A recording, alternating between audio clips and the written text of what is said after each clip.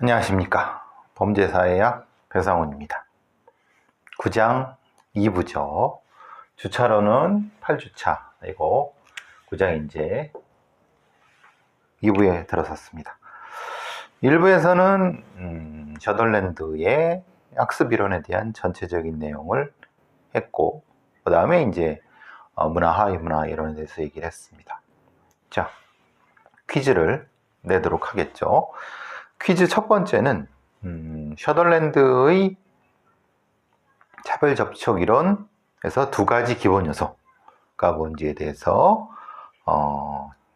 서술해 주세요. 두 번째 퀴즈 2는 폭력 하위 문화에 대해서 서술해 주세요. 1번은 셔덜랜드의 차별 접촉 이론의 두 가지 기본 요소. 두 번째 퀴즈는 폭력 하위 문화에 대한 얘기입니다. 자,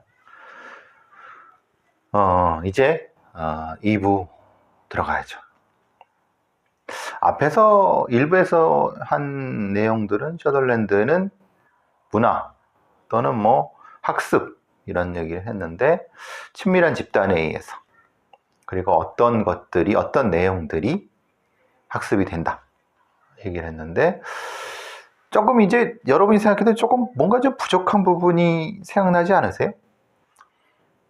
학습을 꼭 친밀한 집단에서만? 아니, 세상에 매스컴도 있고 또 사실은 이 복잡한 사회 구조라고 하는 존재가 있는데, 그걸 꼭 친밀한 집단에서만 학습된다, 아니면 친밀한 집단이 주가 된다 라고 하는 것은 누가 봐도 조금 더 이제 한 단계 더 올라가야 되지 않겠냐 생각을 하겠죠. 그죠? 셔덜랜드의 학습 과정에 대한 논의에 주목해서, 얘기는 뭐냐면은 학습이 다른 사람과의 접촉과 독립적으로 조작적 조건화의 원리를 통해 학습 환경과의 직접적 상호작용을 한다. 즉 말하자면은 매우 1차원적인 형태의 직접적 접촉이 주요한 학습의 기제라고 하는 것은 사실 누가 봐도 그 원리상으로는 이해는 해도, 그것도 있지만은 조작적 조건화, 두 번째, 그런 방법을 통해서 사회 전체적으로 큰 사회학습이라는 것도 있지 않겠나? 라고 누구도 생각할 수 있겠죠. 생각해 보시면. 그죠? 그래서 이제 에이커스란 사람이 그의 사회학습 이론 또는 차별 강화 이론, 같은 내용입니다. 을 주장하게 됩니다. 버제스하고 에이커스란 사람이 1968년도에 셔덜랜드의 차별적인 접촉이죠. 교제나 접촉이나 그리고 데피니션 개념을 그대로 받아들이면서 여기에다가 아까 말씀드린 여러 행태적 측면에서 새롭게 학습이라는 것을 개념화하게 됩니다. 그래서 이 에이커스의 차별 강화 이론 혹은 사회학습 이론에서는 어퍼런트 비헤이버, 즉 조작적 행동이라고 하는, 조작적 행동이 뭡니까? 우리 학습의 두 번째에 있는 보상과 처벌이죠. 즉 외부로부터의 자극에 대해서 자동적으로 인출되는 불수의적 반응, 그거는 고전적 조건하죠. 기억나시죠? 달리 행위자가 처벌은 피하고 보상은 받기 위해서, 그게 조작적 조건하지 않습니까? 두 번째, 스키너의 또 싫거나 불쾌한 것은 안 해, 원하는 것을 얻어, 이렇게 하기 위해서 환경을 조작, 흔히 말하는 오퍼레이션을 가하는 일련의 행동을 지칭하여 조작적 행동. 여러분 여러 가지 통계라는 거 이럴 때 조작적 정의, 아니면 여러 가지 사회학 개념으로서 조작적 정의 이런 거 많이 들어보신 바가 있을 겁니다. 조작적 행동을 한다는 겁니다. 즉 말하자면 어떤 개인은 보상과 처벌이라고 하는 조작적인 조건화의 원리에 따라서 보상받을 건 더 많이 하고 처벌받을 건 안 하는 형태가 되죠. 그게 그래서 차별 강화가 되겠죠. 즉 말하자면은 보상받을 건 더 하고 처벌받을 건 안 하니까 더 강화가 되는 거지 않습니까? 그리고 그것은 당연히 어떤 직접적인 형태의 1차적인 형태의 그 접촉 교제에서 더 나아가서 사회학습, 보고 배우고 이런 것들. 그래서 좀 차원이 한 차원 더 높다고 해야 되나요? 다른 영역으로서 가능하다는 걸 여러분 딱 느낌이 오시죠? 에이커스는 그걸 주장했습니다. 그래서 행동 원리들은 학습에만 제한되는 것이 아니라 행동을 습득, 유지, 변형하는 것. 즉 어떤 행동 자체를 그냥 단순히 학습만 하는 것이 아니라 그것을 유지하고 변형시키면서 자신이 원하는 걸 얻어가고 그러면서 적극적으로 무엇인가를 하는 범죄행도 똑같은 거죠.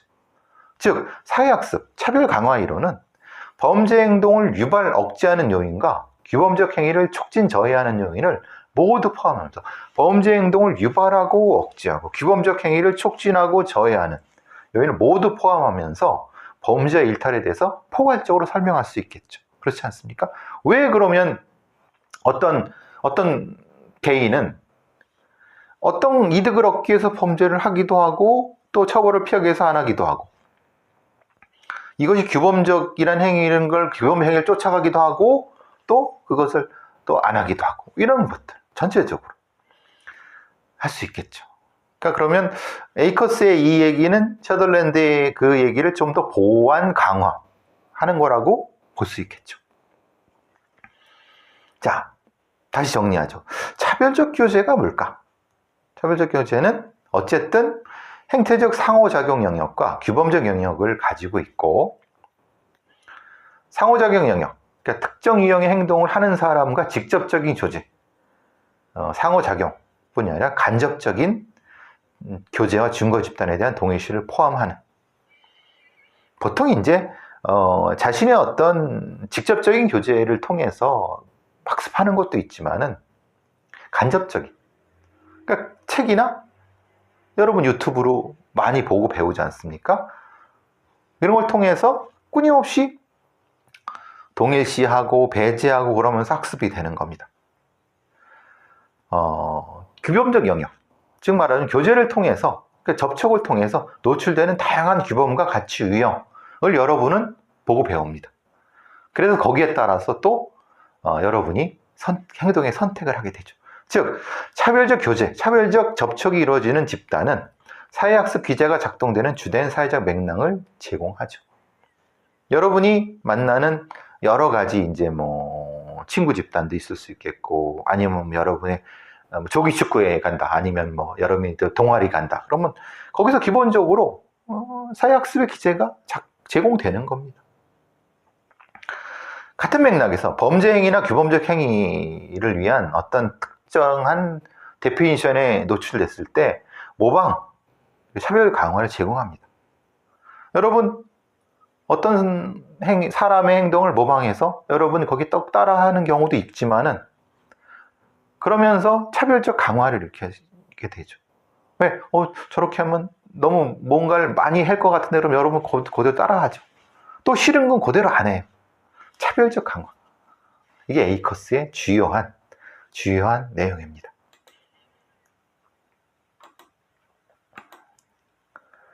일차적 집단과의 교제를 통해서 주요하게 개인의 성향이 결정될 뿐 아니라 2차적 집단, 중거 집단 더 하나가 지역사회에도 영향을 받죠.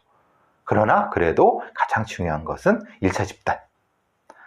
그래서 다시 말씀드려요. 셔덜랜드는 1차 집단에서 가장 중요한 어떤 차별적 접촉을 했는데 에이커스 혹은 그 나머지 학자들을 통해서 2차적 집단, 뭐 간접 집단 아니면 뭐 이런 걸 통해서도 충분히 학습을 하게 되고 모방하게 되고 차별적 강화하게 되는 것. 그러면 셔덜랜드와 에이커스의 관계를 알 수 있겠죠. 그래도 가장 중요한 집단은 1차 집단.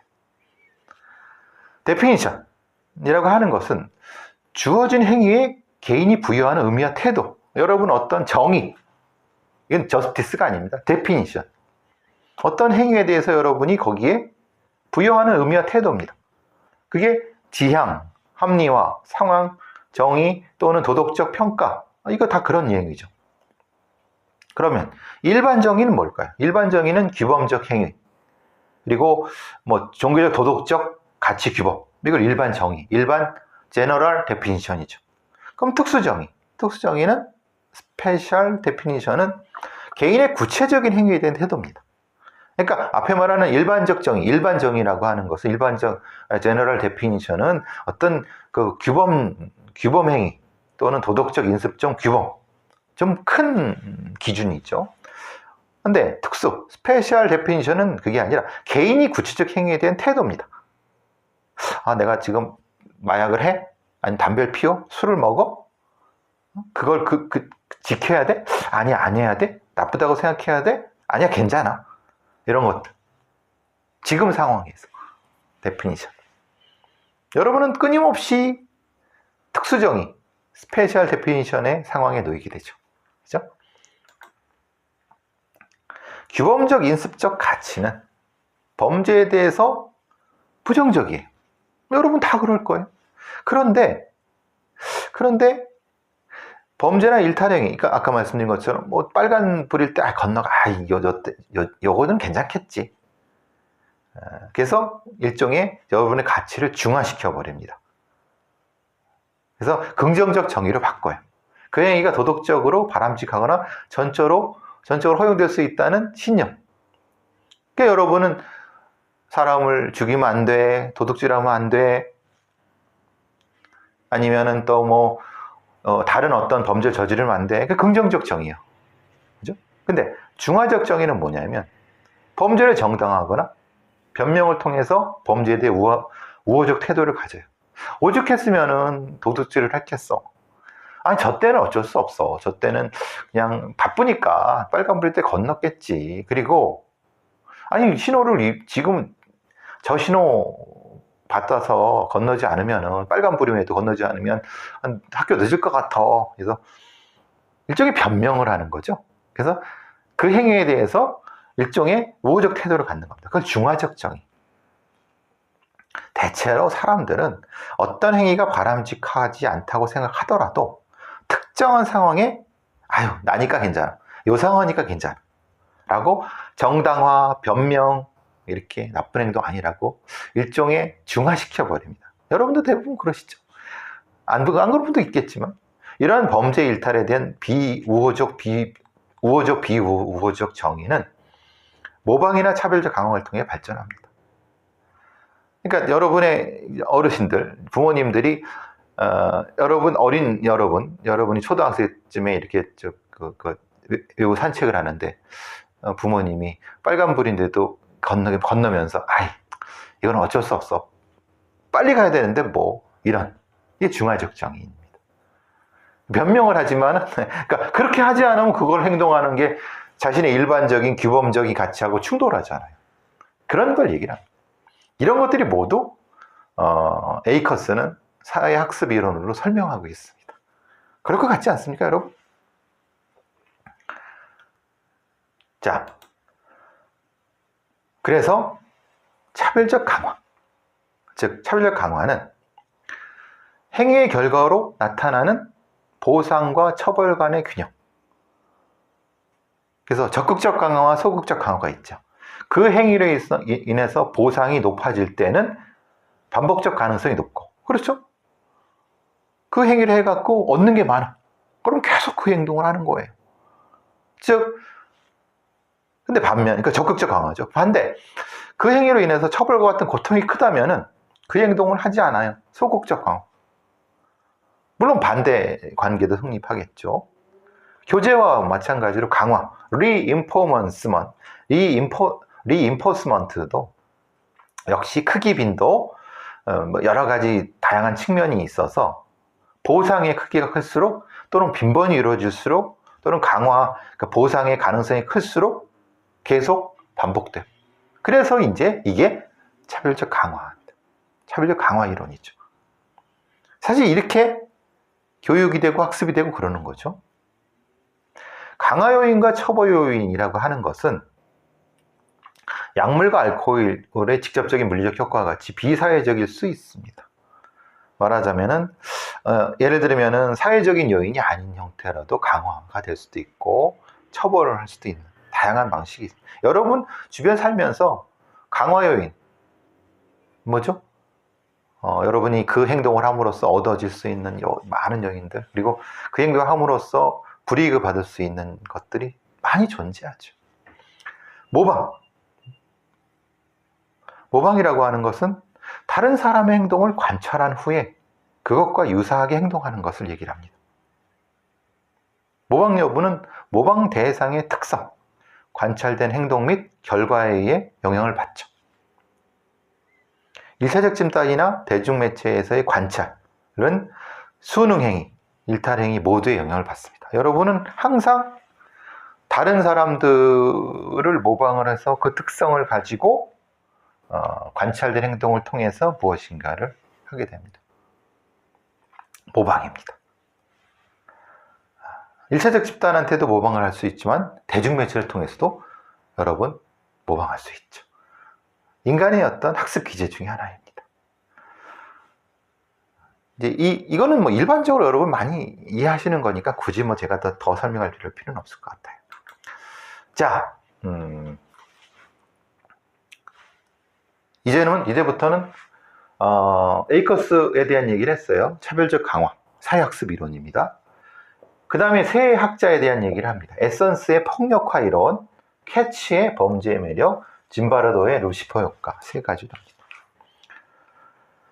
폭력화 이론은 기본적인 질문이 이겁니다. 왜 어떤 사람이 강간, 상해, 살인과 같은 극단적인 폭력을 저지를까? 입니다. 에선스는 매우 좀 독특하게도 물론 지금 에선스나 캐츠나 짐바르도는 다 지금 말하는 학습 이론의 큰 맥락 하에 있습니다. 어떻게 폭력을, 즉 강간, 살해, 상해, 살인과 같은 극단적 폭력을 어떻게 이렇게 할까? 그럼 이 범인이 어떻게 배웠을까? 그리고 이 범인 주변에 어떤 존재들이 어떻게 영향을 줬을까? 에선스는 그것이 사실 궁금했어요. 특히 에선스는 자신 스스로가 가정폭력의 희생자였고, 그렇기 때문에 그 부분에 대한 가정폭력을 당하는 과정에서 여러 가지 그 부분을 그래서 힘과 지배의 역할을 강조하는 급진적 상호작용론자라고 합니다. 즉 매맞는 아이가 가정에서 가정폭력을 당하는 아이가 어떻게 야수처럼 폭력 범죄자가 됐을까? 아주 심각한 고민 중에 하나죠. 그의 방법은 질적 방법입니다. 질적 방법이란 것은 통계나 이런 것을 양적 방법이 아니라 교도소 수감자 58명과의 심층 면접을 통해서 연구를 했습니다. 폭력화 과정이라고 하는 것이 이 에선스한테는 중요합니다. 그가 실제로 경험한 폭력화 과정을 이론으로 만들었는데 1단계가 야수화입니다. 즉 1차 집단 구성원인 가족 등이 폭력 정복, 즉 직접적 주체한테 폭력 범죄 피해를 입히고 개인 공포, 형제나 주체의 친인척에게 피해를 입힙니다. 폭력 지도, 폭력은 많은 사회 상황에서 바람직한 방향으로 가르치는 것에 참여해서 일전에 야수화가 됩니다. 즉 말하자면은 직접적으로 어떤 폭력을 통해서 그 가정 내를 장악합니다. 누군가가. 그럼 주로 가장이라거나 아버지나 이런 사람이 되겠죠. 2단계는 투쟁입니다. 투쟁이라는 것은 개인이 내가 더 계속 맞다간 죽겠다 싶고 개인이 더 이상 피해자 대상이 되지 말아야겠다고 결심하고 그 마음을 품는 단계, 투쟁 단계를. 세 번째는 폭력 수행입니다. 폭력 수행은 개인이 폭력에 참여하여 새로운 접근을 시도하는 겁니다. 그래서 이 시도가 실패로 끝나고 그 개인이 폭력을 벗어나게 되거나 아니면 실패해서 적절한 무기를 확보해서 어떤 그 접근을 끌어올리게 할 수도 있고 승리를. 그래서 4단계. 악의 계속되는 승리 후 오는 결과. 즉 말하자면 어떤 가정폭력이 있는 가정에서 그 가장이 다 가족들을 다 두들겨 패요. 두 번째, 내 이래서는 안 되겠다. 투쟁. 세 번째, 주먹을 들고 일어나서 그 사람을 때리거나 아니면 뭔가 다른 행동을 해. 폭력 수행. 그 네 번째는 악의. 라고 해서 그렇게 한번 폭력으로 승리를 하고 어떻게 의미를 갖게 되다 보니까 이 아이는 딴 데서도 폭력을 해. 나 무시하지 마. 이렇게. 이걸 악의라고 합니다. 즉 말하자면 폭력 범죄자는 법을 준수하는 시민과는 이웃과는 다르게 세상을 해석하고 폭력 행동은 분노의 폭발이 아니라 자기가 결정한 겁니다. 내가 살기 위해서. 이게 왜 학습 이론에 들어가는지 아시겠죠? 가정폭력을 당하는 아이는 거기서 배운 겁니다.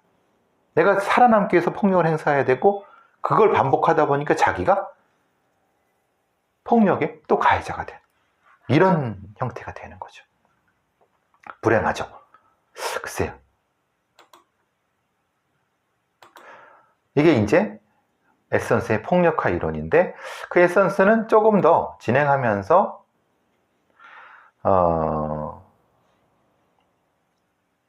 자신의 이론을 좀 더 정교하게 합니다. 환상 공동체라고 해서 개인의 환상 공동체, 팬텀 커뮤니티, 환상 공동체의 변화에 따라서 폭력이 증가하거나 감소합니다. 즉 어떻게 보면 이 공동체, 그러니까 이제 폭력으로 뭐가 지배될 수 있다고 하는 일종의 망상적 공동체인 거죠. 이 공동체 안에 이 아이가 있는 겁니다. 이 공동체에서 폭력을 가르치고 강화할 모습을 갖추고 그래서 긍정적인 영향을 줄 수도 있지만은 즉 이것은 차별 접촉인 거죠. 즉 말하자면 때리는 부모 밑에 그걸 배우는 맞는 아이가 있는 거죠. 근데 에선스는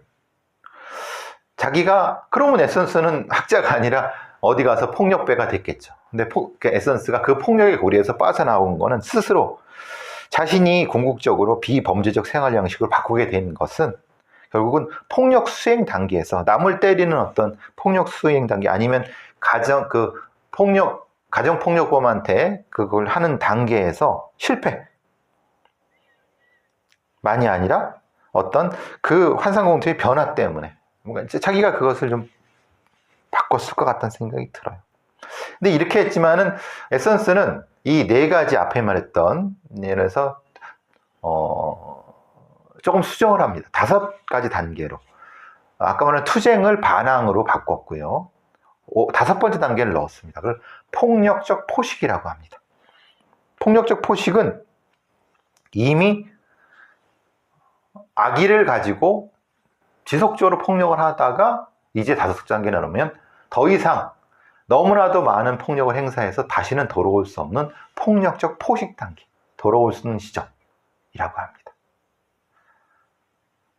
어떻게 보면 에선스는 지금처럼, 그러니까 지금 제가 설명한 것처럼 어떤 개인이 폭력화되는 과정을 타인의 어떤 영향에 의해서, 다른 환경 영향에 의해서 그렇게 되는 과정을 일종의 생애사 같은 라이프 히스토리처럼 쭉 설명해 냈습니다.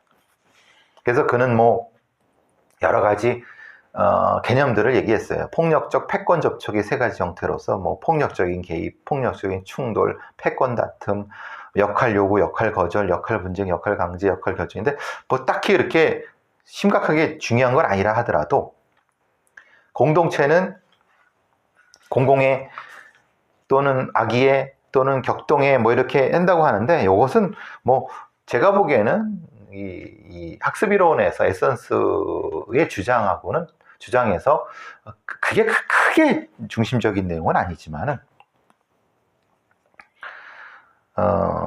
왜 이런 얘기를 했냐면 에선스 안티스 공동체는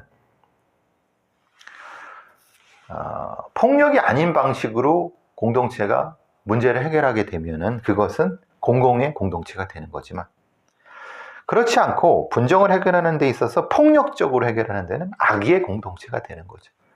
그리고 뭐든지 어떤 분쟁 해결할 전략이 뚜렷하지 않아요. 그건 이제 격동. 이걸 할까 저걸 할까. 무슨 얘기죠? 개인이 공동체의 그런 것으로부터 사회적 학습이 된다는 그 얘기죠. 에센스는 여러 가지에서 자신의 개인 경험을 통해서, 그리고 교도소 수감자들 58명의 그 심층 면접을 통해서 그들이 어떻게 폭력화 되었는가를 주변의 영향을 통해, 접촉을 통해서 학습된 바의 과정을 쭉 설명했어요. 그게 에센스의 폭력화 이론입니다. 5가지, 에센스가 수정했던 5가지에 대해서 알아두세요. 그래서 이제 사실 이렇게 보면은 범죄학자들이 에센스를 알아볼 때 어떻게 보면은 주류 범죄학 이론은 아닌 것 같죠, 아무리 봐도. 그죠? 그런데 왜 그러느냐, 범죄학자들한테 범죄자의 시각을 요구하는 거 아닙니까?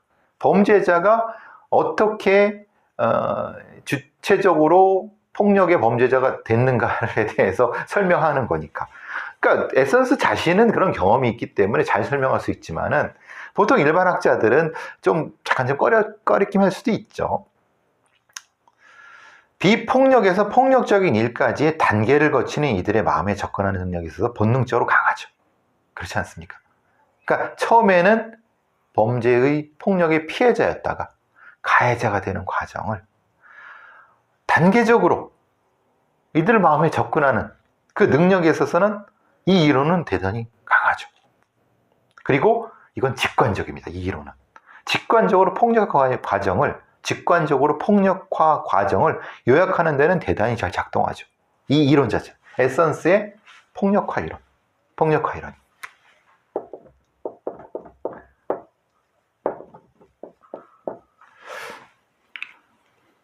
그런데 약간 그 주류는 아닐 것 같다는 생각이 드시죠? 그래도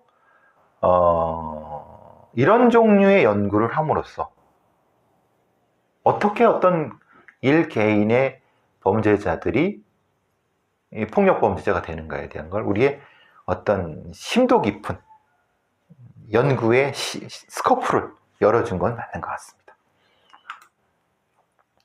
그 다음에 이제 캐츠라고 하는 사람의 범죄의 매력입니다. 캐치의 고민은 이거였습니다. 그는 그의 저서 Seductions of Crime, 범죄의 매력이라고 하는 책에서 도대체 사람이 범죄를 저지를 때 무엇을 하려고 하는가? 즉, 범죄자가 범죄에 대해 갖는 의미가 뭘까? 그러니까 앞에 지금 얘기하는 학습 이론은 뭡니까? 자신이 어떤 개인 주체가 주변의 사람들한테 받는 의미, 상징, 이런 것들이 중요한 거예요. 그 개인이. 물론 셔덜랜드는 이 직접적인 접촉, 에이커스는 사회학습 이렇게 넘어가고, 어쨌든 사회로부터 배우고 주변으로도 배운다. 그러려고 하면은 주변에 있는 사람들의, 아니면 그 주변에 있어서 어떤 것의 의미가 중요하지 않습니까? 그래서 캐츠는 왜 사람이 범죄를 저질 때 무엇을 하려고 하는가에 대한 것이 궁금했나 봐요. 그래서 5개의 범죄를 가지고 캐치는 설명을 했어요. 충동살인, 청소년 재산범죄, 깽집단의 폭력범죄, 상습강도, 냉혈살인이라곤 5가지 각 유형에서 범죄 행위는 범죄자가 직면한 도덕적 도전에 대한 극복 시도라고 합니다. 즉 말하자면 어떤 개인이 충동살인을 왜 했을까? 그것은 내가 지금 가지고 있는 견딜 수 없는 모멸감을 극복하기 위해서, 도피하기 위해서 살인을 해버리는 거예요. 그 살인자는 모멸감을 받지 않으려고 대신, 그래서 자기 기준으로는 정당한 살인을 수행한다는 거예요. 그 의미는 자기 거죠. 자기는 그것을 데피니션을 정당하다고, 살인은 정당하다고 해서 죽인 겁니다. 왜? 내가 지금 모욕받고 있으니까 죽인 거예요. 즉, 자신의 범죄를 상위 가치의 선을 구현하는 일에 참여한다고 해석한 겁니다. 상징적 상호주의. 상징주의자들이죠. 각 유형에서 범죄의 실행은 도덕적 도전을 극복하고 도덕적 우세를 달성하는 겁니다. 왜? 갱들이 있습니다. 생각해 보세요. 우리나라의 여중생, 여고생 집단이 어떤 애를 진짜 많이 두들겨 패갖고 뭐 얼굴을 뭉개놓고 왜 그렇게 했습니까? 얘가 이 피해자 애가 우리를 모욕했어. 우리의 말을 안 따라. 모욕했다는 건 되게 웃긴 거죠. 모욕한 게 아니라 야, 너 우리 거기 가출팸에 들어와. 근데 얘는 무서워요. 그럼 우리가 왜 무서워? 우리를 그렇게 모욕해? 때리는 거죠. 이게 말하자면 즉 자신들은 대단히 어떤 것이 있는데 그걸 모욕한 것을 안 갚으면 하는 거죠. 그러니까 그것이 옳다 그르다가 아니라 그 집단이 데피니션한 상황에 대한 해결책으로서의 어떤 행위입니다. 이게 바로 이제 캐치가 분석한 왜 범죄를 저질 때 무엇을 하기 위해서 무엇을 하는 어떤 것인가에 대한 겁니다. 도시에서 갱폭력에 가담하는 소녀는 농촌에서 이주해 왔어요. 그래서 가난한 집안 출신이어갖고 도시 애들한테 주눅 들기 싫어. 그래서 막 함부로 무시하면 때릴 거야 라고 해서 막 때립니다. 영역을 지키려고 하기도 하고 이런 즉 각 어떤 범죄에는 그에 합당한 이유가 있는 거예요. 그러니까 그 이유를 캐치는 범죄자가 그 범죄에 갖는 의미라고 얘기한 거예요. 근데 이 의미는 사실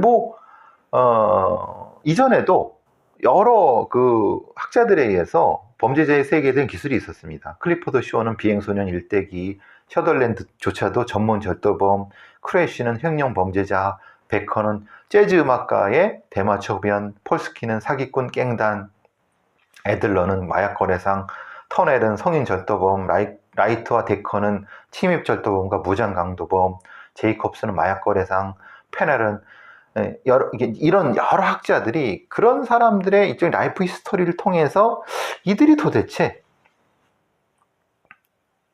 어떤 범죄를 저지르면서 무엇을 하려고 하는 그들의 의미를 파악하려고 했어요.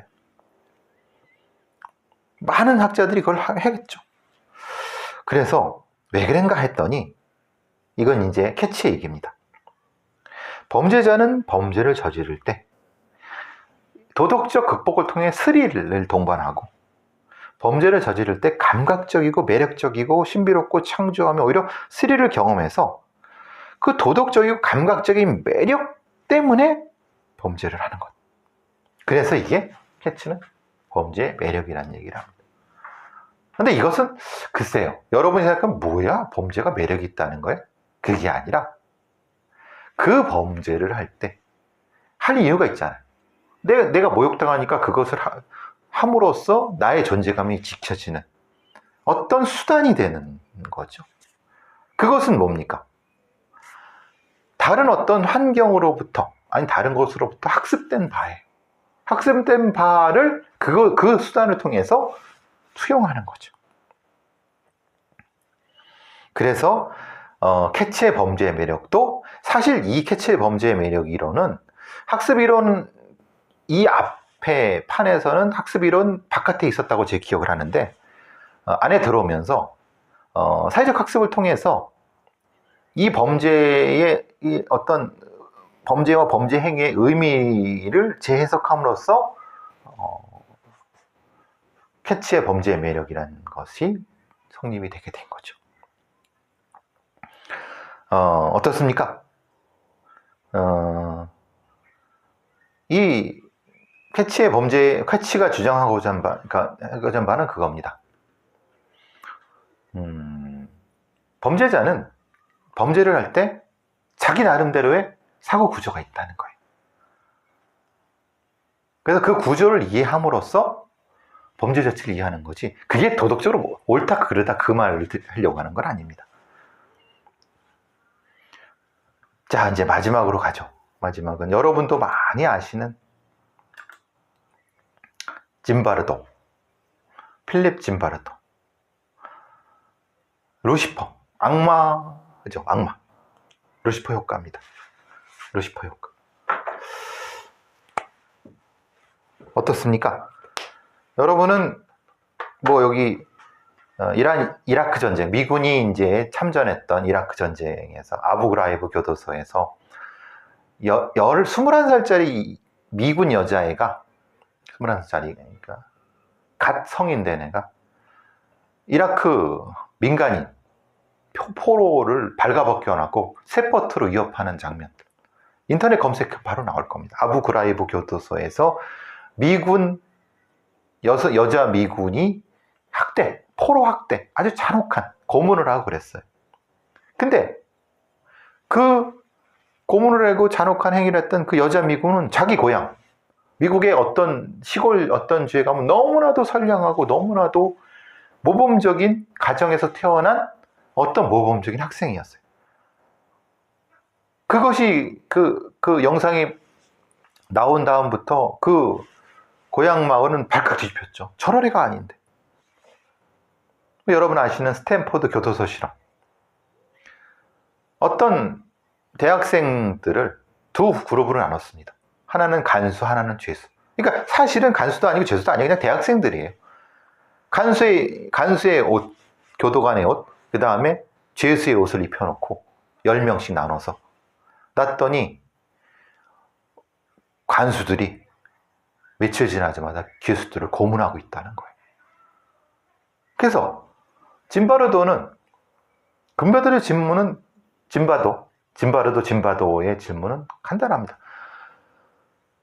왜 선량한 사람이 악인이 되는가? 심각한 질문이죠. 이 얘기는 뭡니까? 원래 본질적으로 악인과 선인은 없다라는 그 질문이 그걸 깔고 있는 거죠. 인간행위의 성격 관련해서 사악함을 법적으로 규정하지 않습니다. 짐바드. 사악함은 의도적으로 무고한 사람을 해치고 학대, 멸시, 훼손하는 행위를 의미하면서 짐바드는 본질주의를 거부합니다. 아까 말씀드린 본질주의. 인간의 자질은 경험과 실천을 통해 형성되고 상황에 따라서 모두 악행을 저지를 수 있다는 점진주의 관점입니다. 모든 인간은 이런 악행을 할 수 있다는 거예요. 스탠리 밀그럼의 복종 실험이어갖고 교사와 학생인데 전기 고문을 하는 뭐 이런 스탠리 밀그럼의 실험이 또 복종 실험이 있습니다. 여러분 스탠리 밀그럼의 복종 실험을 한번 제가 인터넷 같은 데 한번 찾아서 여기서 한번 해보세요. 이게 세 번째 퀴즈입니다.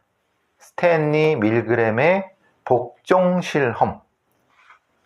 여기는 뭐 우리 교재는 내용은 전체적으로 안 나와 있습니다. 그렇지만 여러분이 쉽게 찾아볼 수가 있습니다. 물론 스탠포드 교도소 실험은 제가 설명을 했지만 그 스탠리 밀그램 시험은 복종 실험은 제가 설명을 안 했지만 여러분 쉽게 인터넷을 통해서 검색해서 그 내용 그게 왜 지금 짐바르도의 누시포 효과에서 사례로 됐는지 그걸 한번 퀴즈 세 번째로 한번 써주세요. 간단하게 말씀드리면 교사는 무능한 학생에게 전기 충격을 가할 수 있도록 조치가 됐는데 쉽게 교사는 최고 전압으로 학생을 고문을 했어요. 어쨌든 그건 스탠리 밀그램 복종 실험을 한번 찾아서 퀴즈로 써주세요. 그래서 짐바르도는 상황적 요인이 개인에 미치는 위력을 강조하고자 합니다. 즉 모든 사람이 악마가 될 수 있는 능력이 있다면 역으로 모든 사람은 의도하는 대로 자신의 행위를 선택하는 합리적 행위자 이라는 거고 비판적으로 주의 깊고 비판적으로 행위를 할 수 있는 능력이 있다고 난원적으로 낙관적으로 나눠놨다고 하는데 짐바르도의 누시퍼 효과는 악마화 효과입니다. 대단히 공포스러울 수도 있어요. 그래서 영화도 있습니다. 익스페리먼트라고 해서 여러분 이제 검색창에 포털 검색창에 엑스퍼리멘트 실험 엑스퍼리멘트 영화가 2개가 나올 겁니다. 한번 기회가 되면 한번 보시면은 인간의 어떤 악마, 사악함 글쎄요 학습 효과? 학습 이런 거에 대해서 뭐 좀 깊이 생각할 바가 있을 겁니다. 자, 정리를 해보죠. 9장 강의를 끝내면서 셔덜랜드의 이론은 학습은 전적으로 관념, 즉 데피니션으로 이루어지고 학습의 주요 부분은 친밀한 집단과의 차별 접촉으로 발생한다. 셔덜랜드의 주장입니다. 그래서 셔덜랜드는 범죄는 정상적인 학습 행위라고 합니다.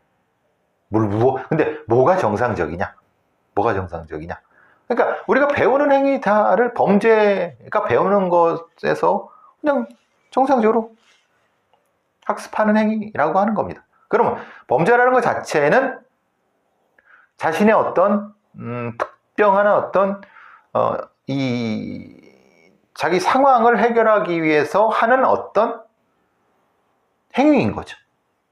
그죠? 이게 그걸 의미하는 거죠. 논리적 함의는 범죄가 정치적, 사회적 갈등의 맥락에서 이해된다고 합니다. 바로 그 부분이죠. 화이트 칼라 범죄라고 하는 것은 정상적인 학습 행동으로 봤습니다. 즉 말하자면 화이트 칼라 범죄, 횡령, 배임 이런 것들이죠. 사기 같은 것도 포함하는 것 같습니다. 그 행동과 하류층 범죄자가 하는 행동과는 근본적으로 차이가 없어요. 화이트 칼라 범죄라고 해서 고고하고 하류층 범죄라고 해서 아주 더럽고 그렇지 않은 겁니다. 범죄는 다 거기서 거긴데 그 범죄라고 하는 건 정상적 학습 행동, 정상적. 여기서 정상적이라는 건 도덕적이라는 의미가 아닙니다. 그건 오해하지 마시죠. 물론 상류층과 하류층 사이에 공식적인 통계상의 차이가 존재합니다. 왜냐하면 상류층은 형법과 집행의 통제력을 가지고 있기 때문에 상류층은 굳이 범죄를 하지 않아도 다른 방식, 그리고 아니면 범죄를 했어도 감출 수 있죠. 하류층은 부각되죠. 그게 차이죠. 그 얘기는 뒤에 다시 또 다른 장에서 할 겁니다. 다시 말씀드리면, 이제 정리를 하면은 범죄 행동은 정상적인 학습 행동입니다. 즉 정상적 학습이 다른 사람과의 차별적 접촉 과정에서 관념과 신념의 학습을 포함하는 방식으로 배워지는 거고, 범죄 행동을 포함해서 행동은 그러한 관념과 신념에서 비롯된 산물이라는 겁니다. 그 에이커스는 여러 단계, 인지적, 행동의 단계를 통해서 다양한 학습 과정, 사회학습 과정에 대한 얘기를 했습니다. 자, 서덜랜드, 에이커스, 에선스, 캐츠, 짐바라도 알아두시고, 사회학습 이론, 에이커스, 그리고 서덜랜드의 학습 이론, 차별 접촉 이론입니다. 자, 오늘 여기까지 하도록 하겠습니다. 퀴즈 꼭 보내주시고, 우리 1부에서 했던 우리 과제 기억나시죠? 기말고사까지 보내주시기 바랍니다. 궁금하신 거는 단톡방에 올려주시면 제가 다시 또 구체적으로 답해 드리도록 하겠습니다. 자, 오늘 강의 9장 2부 8주차 9장 2부 강의 8주차 강의 여기서 다 마치도록 하겠습니다. 감사합니다.